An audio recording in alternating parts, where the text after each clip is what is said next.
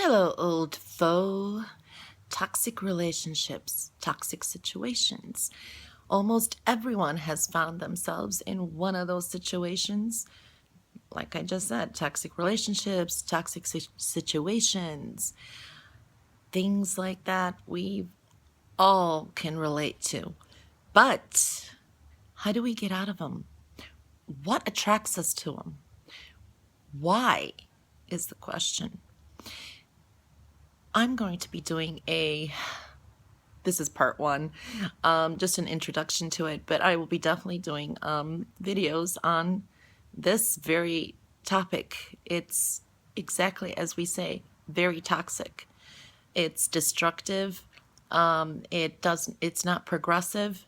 It's unhealthy, and we're going to get to the root core of it, and why. What attracts us to us? The first thing that I want to say is before we look at the other and try to analyze that, first, if you are in a toxic relationship and it's practically killing you or situation, try to remove yourself ASAP, especially if it's violent or volatile and destructive.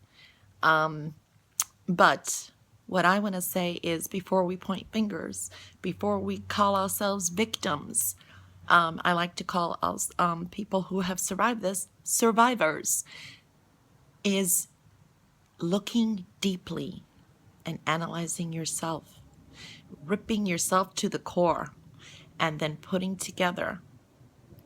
And that does take time, putting it together, figuring it out, what brought you to that, what attracts you to those situations, to those type of people. Why is there maybe a repeating pattern? Why is it you're not progressing?